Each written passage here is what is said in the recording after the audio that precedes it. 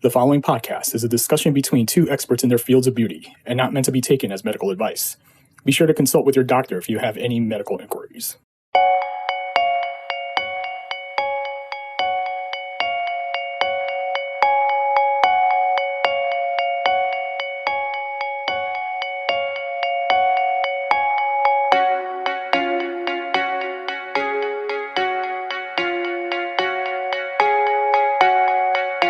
So I am joined here today by Danielle Graham, who is one of the best injectors for lips. Danielle, do you ever go by DJ? No. You do not? No, I do not. Okay, I had that as a side note, DJ, no. but we will not call you DJ. Okay, No. Anyways.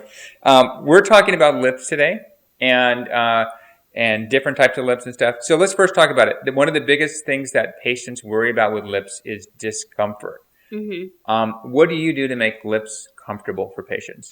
There's a couple things that we do. So sometimes we could do ice to kind of numb the area.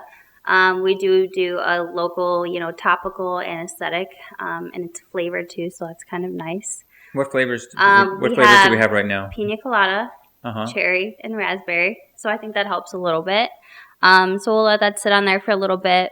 We do have a distraction device. It's like a little vibration device that you can kind of put by your lips just to help distract from the needle a little bit. So those are a couple things we could do. You could do like a nerve block. That's another option as well too.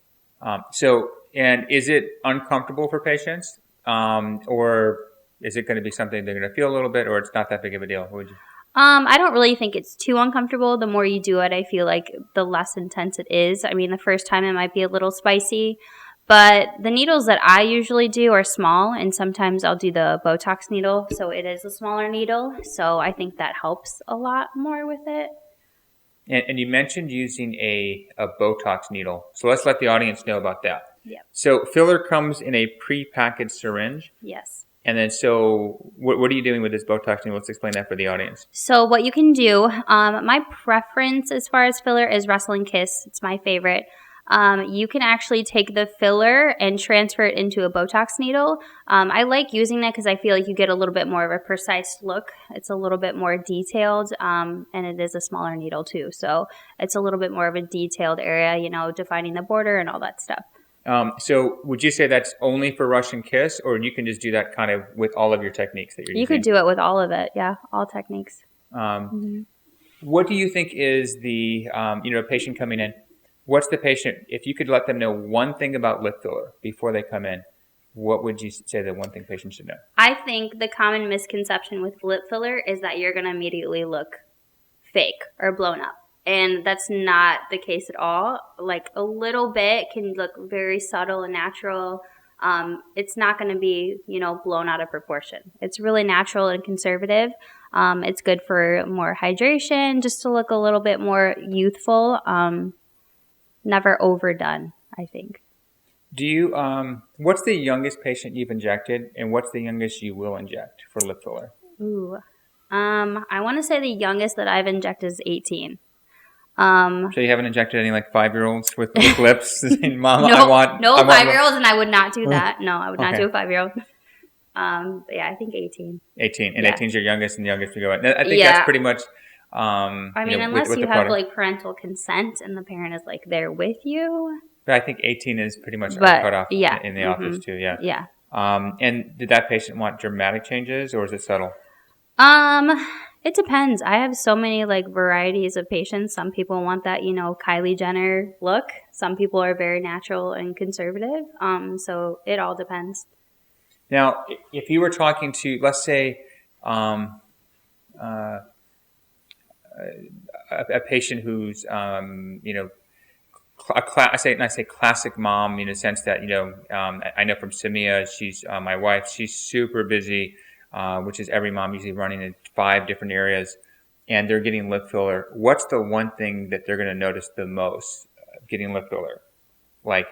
Someone says, well, I didn't realize that lip filler is going to change this for me. I don't know. I mean, I think the way I do it is pretty good. I mean, I want it to be My motto as far as like how I am as an injector is you look different, but I can't really tell what. Like I never want it to be one of those things where you can tell the difference. I still want you to be you, but a little bit more, confidence with that. Yeah, and I noticed, I was trying to go for there, so I didn't explain that really well. But a lot of moms I find they're so busy in the morning that there's not time to put on makeup, and that lip filler is that kind of makeup without putting on makeup. Well, yeah. So lip filler, it definitely adds a little bit more of like a blushing to your lips. It'll be a little bit more pink because obviously we're kind of like pulling that blood flow more to the surface. So you'll get more of like a pinkish look. It really helps with, doing the like lip pencil, like outlining your borders. I feel like that even putting on lipstick is like a whole different vibe when you have lip filler on. It just looks so much more, it's so much better with it. So we talked about the youngest patient you've injected. What's the oldest patient you've injected? How old was he or she? Oldest, I want to say she was in her 60s. That's usually around, I think that was, probably like 64 maybe. My oldest patient for lip filler, believe it or not, in her 90s. Oh. And sometimes people are like, oh my God, why are you injecting someone in their 90s? Like, let them just live. Yeah. And this patient's not a great candidate for surgery, super healthy. And, like many vibrant 90-year-olds, super spunky. Yeah. She knows exactly what she wants, where she wants it, and all that kind of stuff. So, they know what they want. And she wants lip filler. And she has great grandkids. I think she has, I don't know, like 15, 20 grandkids. And she knows all of them, super smart. Actually, sometimes embarrassingly, she remembers more about some things than me. I'm like, wow, how does she know that? What an amazing woman. And she wants lip filler, and bless her heart. If the point I think of doing these things that make ourselves better is, I think when we care, and that's why when you see patients who are older, who are spicy, they care. And when we stop caring, I think there's a problem. So pretty common to see that when patients who are older say, hey, what can I do and make me look better, because I've got a lot of life left. Yeah. Filler is great for any age. Cool. So how long does lip filler last, realistically? If someone comes in and says,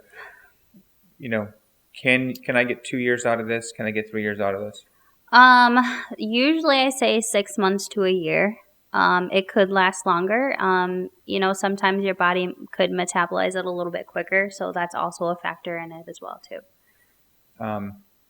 Is there? I asked this question before, but if you had a choice of going to someone who's like an amazing injector, or you could use, let's say, your favorite product, Restylane Kiss, versus some other product, what do you think is the biggest factor? The product you use or the injector? Injector, 100%. Yeah, I think I agree too, because it's where you place it, how you place it. Yeah. You see a lot of patients coming from outside, offices, med spas, etc. What are some of the biggest issues you see when outside patients come in, like, oh my gosh, my previous injector did this, and here's why I'm here to see you to correct this? Every injector has their own technique as far as, what they like to do. So I think it's more of just finding who works best with like your vision of what you want. A lot of it too is education, like making sure that you're staying educated on, the newest techniques and like how to do it, the newest fillers that work best for it. So yeah. But if someone comes in and they say, the person wasn't educated when they inject me, what are you seeing on them? Like when you look at them, they say, they didn't do this, or this is what I'm like, what are you correcting on them? Okay, so, sometimes I'll see people that have, they'll have the bumpy lips from the filler, and that can be from injecting too deep into the lips, which can create that kind of bump, especially when you, like, pull your lips up. You can see it a lot more. Some people will have that, like, mustache look, where they have that filler that is migrated, and, that could be due to, like, movement.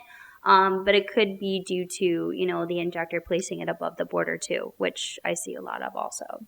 Yeah, it's a migration, bumps. And some people will also just like keep injecting. They'll do syringe after syringe after syringe, and that filler, your tissue can only handle so much filler, and if it doesn't have, a place for it, then it's going to move. So I think one thing is too that, people do have to consider maybe dissolving that to start over, to kind of decrease that migration as well. And that's a great point too. Like you can only put so much lip filler in someone at one point. Yeah. And you can't necessarily go from A to B. Mm-hmm. It might take you a few sessions. And if you try to force more filler in there, it might go someplace you don't want it to go. Yeah. Mm-hmm. Cool. So that's lip filler. Do you get a lot of men? And if you do get men, what are they looking for? I wouldn't say I get a lot. I do get some. I think with men, it's more of just adding a little bit more volume and just a little bit more hydration. I think it's like a common misconception. I mean, like I said before, is, people think lip filler and they think it's just like blown out fake, and it's not. It does not have to be like that. It can be very natural, very conservative, almost looking like you had nothing done. But yeah, I mean, I think in men especially, it's nice because it just adds a little bit more something.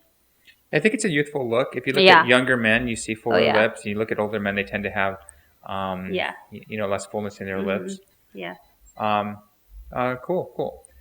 So that is a quick little snapshot of lip filler. Any closing thoughts you want everyone to know about lip filler? I